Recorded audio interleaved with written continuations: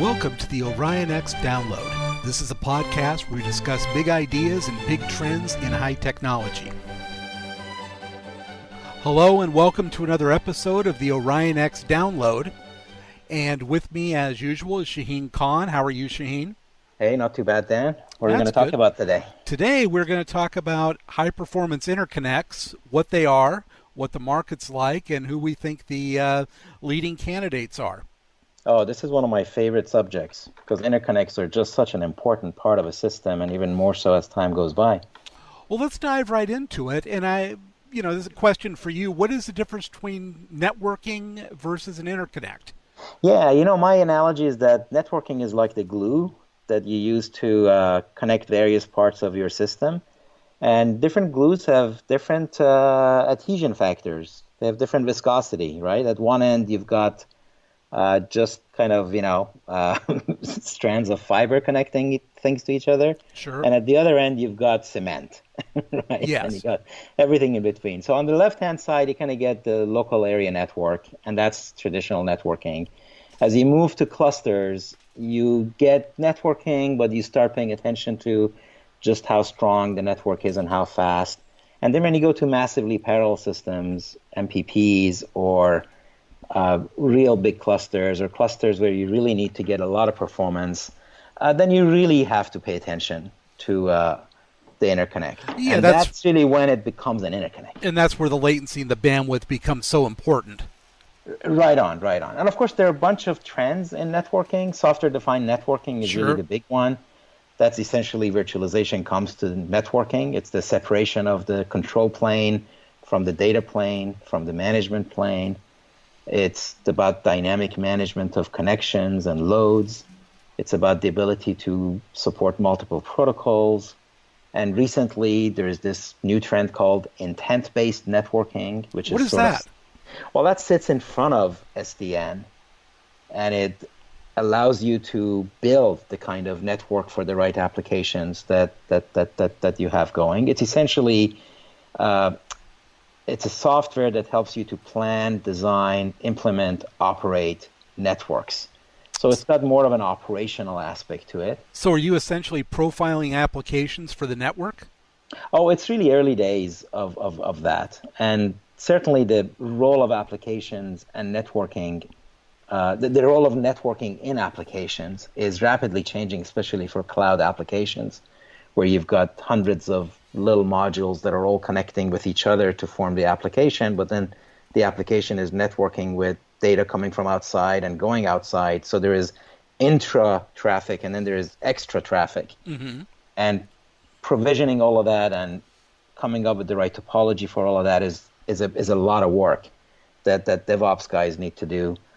So that is a new thing that Cisco announced and others have also been going after.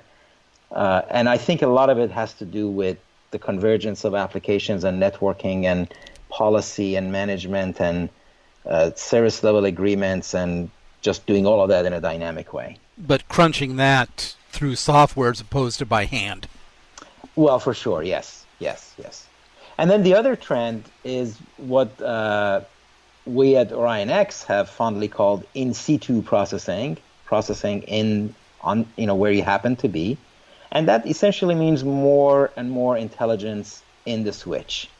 It leads to on-load versus off-load, which has been a topic of discussion, certainly in the HPC world. And it leads to what services you can perform on the switch itself, because the data happens to be there as it's passing through one place to another. And we'll be talking about some of these issues a little later, too. Yeah. So really, what is the HPI market segment? Where does it start? I mean, in my mind, it's typically at the rack level. Yeah. So it ends up being where the upper end of the networking world. So currently, it's 100G and 200G products that are out there. Yeah. Now, it turns out that those products are a lot more mandatory for multi-rack systems, but they also show up in a lot of single-rack systems. So if you look at 100G and 200G, what's out there? Well, there's Ethernet switches that are out there that are that speed. But then if you go to... They'll get you to 100. They won't quite get to 200 yet. No, not yet. That's right. And then if you go to OmniPath or InfiniBand or some of the specialized protocols, you can extract more performance out of that speed. So that leads to 100G and to 200G. Yeah, I think right now InfiniBand is the only one offering 200G. As far as I know, and that's from Mellanox. Yeah, yeah. And, when you get down into the four types of HPI, like we've said, we've got Ethernet. The thing about Ethernet that recommends itself for HPI is that there are just so many providers of it. It is such a tried and true standard. It's just such a giant standard, yeah. Very easy to implement. You just, plug the cable in the back of your systems, plug it into a switch. There you go. But there's kind of an Achilles heel for Ethernet is while it has the bandwidth, has 100G bandwidth, which gets it in the game for HPI, latency is pretty high. It's measured in microseconds rather than nanoseconds, and that can be a killer. Yeah, and latency is really a big factor for a lot of these apps that need performance across multiple nodes. Yeah. Yeah. Now you look at InfiniBand, and that's an example of an offload architecture. We were talking about onload, offload just a second ago. Ethernet is onload, which means that the CPU handles all the network communications, all the protocols, everything that needs to happen, the CPU does it. Not the case with InfiniBand. With InfiniBand, it's the host adapters in your system and the switches that handle all of that processing. And so that every takes step a huge of the way, load. So every step of the way, the hardware does work on your behalf. Yes, and you have highly specialized and optimized ASICs that are built just to handle those tasks, and that's faster than software doing it. And not surprisingly, they've got the highest performance today based on the published numbers of 200 gigabits per second, 200 million messages per second, which is a lot of messages. That's nice. And about 90 nanoseconds of latency.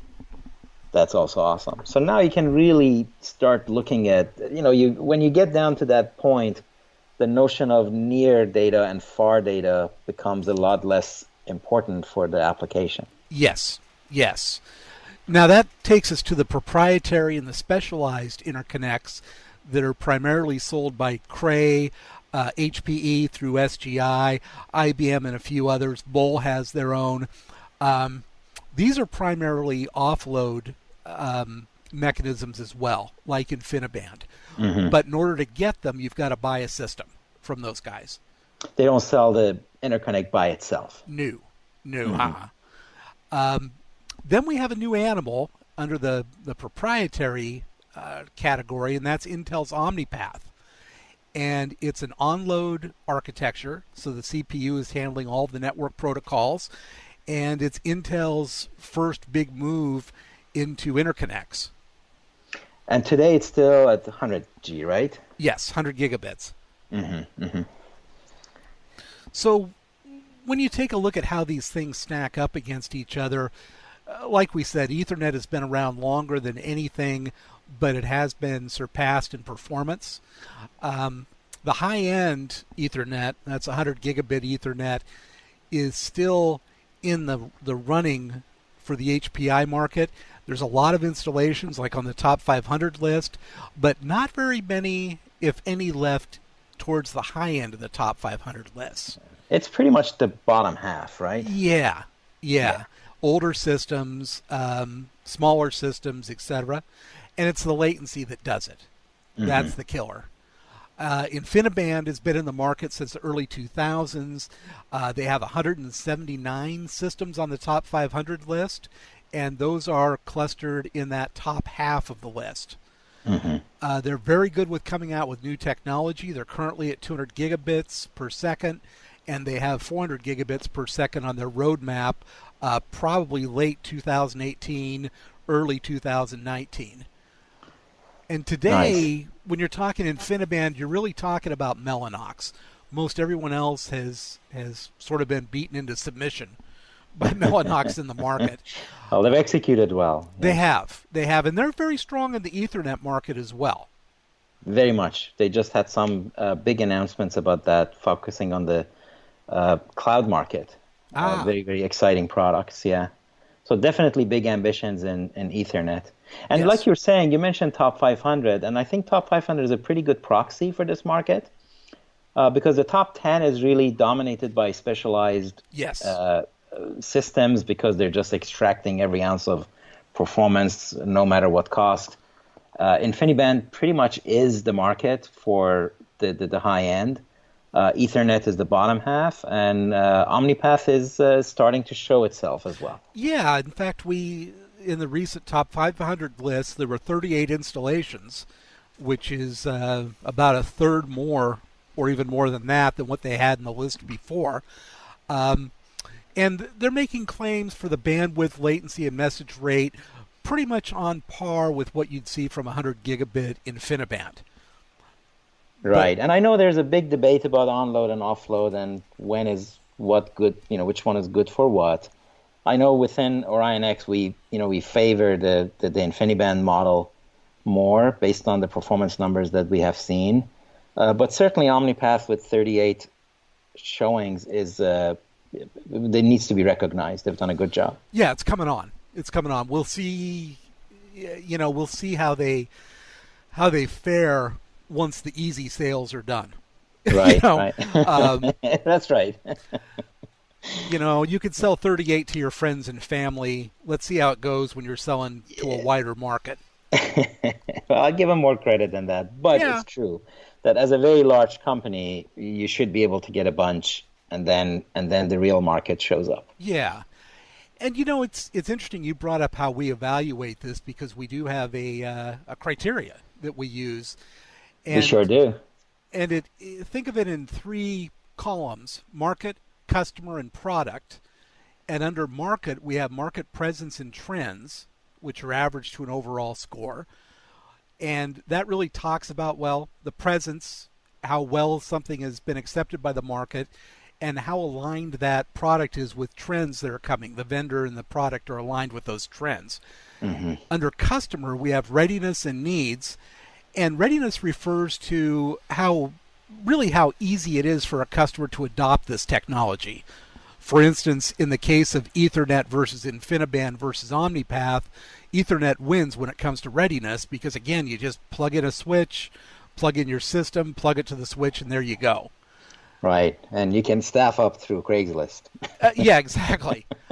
Also under customer, we have needs, how well the product aligns to the needs of the customer. And this is a place where InfiniBand comes out on top because the customers for HPI interconnects definitely need high performance, and InfiniBand offers the highest performance. I think we have to emphasize that this market really is about high performance. Yes. The HP and HPI is critical. So even though Ethernet is very good for many things, when it comes to the high performance end of the market, it's not really very much aligned with customer needs because it's just going to do what it's going to do. It's not going to go do anything special just to deliver more performance. Yeah, that's why it gets a 6 out of 10 on our rankings out of our 10-point plus system, and why InfiniBand gets a 9. It's also why OmniPath gets a 7, is they aren't quite aligned with customer needs as well as InfiniBand is right now because they don't offer the performance. Right. Under the product side, the product column, we have capabilities and roadmap. I think those speak for themselves. We scored InfiniBand as a 10 on both of those, mainly because they have the highest capabilities in the market, and they also have a roadmap that stretches out to double their speed. And also, they just have a very respectable record of executing on their roadmap. So much so that customers believe their roadmap. When they put a roadmap, they can plan around it because they just have hit it every time. They don't slip. Past 10 years. Yeah, that's right. In fact, they even came out early with 200 gigabit. That's right. They can do that too. Yeah. Which is pretty impressive. And like you said, Ethernet is such a humongous market that it's not going to move in order to service high performance computing. Yeah, well, it always looks like an accidental market segment for Ethernet vendors. That HPC is and high performance interconnect is really even the word interconnect. It's something that they're getting simply because they're doing Ethernet anyway. It's not like they did anything special for it. Yeah, exactly. Exactly. Intel scores an 8 in this category, a 7 for capabilities, an 8 for the roadmap. Again, because they're still a little bit behind the curve in capabilities. And there's not really a published roadmap out there, although I assume that they'll be ahead of Ethernet advances. Yeah, Sure. I expect they will be. And OmniPath is pretty well aligned with their scalable system architecture, which is, rack scale architecture, which is a very, very good effort. Yeah, we over the past year, we did move OmniPath up from a 6 to a 7 in presence because there are more placements out there, and from a 6 to a 7 in readiness because customers are more accepting of it than they were before. Right on, right on. Well, I want to add to the conversation that we did a pretty big study of HPI, and that's really when we defined the market segment and pointed to it as its own market segment. Yes. This is about, probably about a year ago, and all of those reports are still quite valid. I was just reviewing them this past week, and a lot of the points made and how the market has evolved and what the selection criteria is for customers. A lot of that stuff is still valid, and you can find those on orionx.net/research. Yeah, absolutely. I not that much has changed since we did this. Players have moved up, but they've moved up sort of all in tandem. Pretty much, that's right. That's right. The other comment is that the whole market customer product is aligned with a bunch of the evaluation work and strategy work that we do too. That yes. In general, there is sort of market data, customer data, product data. And those three categories of data inform a lot of the strategy work that we do. And like you said, within market, it's market presence, market trends. Within the customer category is customer needs, but then also how ready customers are to actually adopt it. That's really important if you're evaluating work for a startup. They may have the best banged up technology, but customers just aren't ready to adopt it. If it's hard to adopt, that needs to be taken into account in the model. Yeah, exactly. And, so many of these models just look at capabilities and roadmap for a product or capabilities and market presence. But that's not how we make decisions. That's right. I mean, no matter how we went around it, you really needed at least these 6 categories of data under these 3 umbrellas, market, customer, product, to do a pretty decent analysis. Yeah, we wanted to add a lot more categories, but then you need a different dimension in time and space in order to chart them out.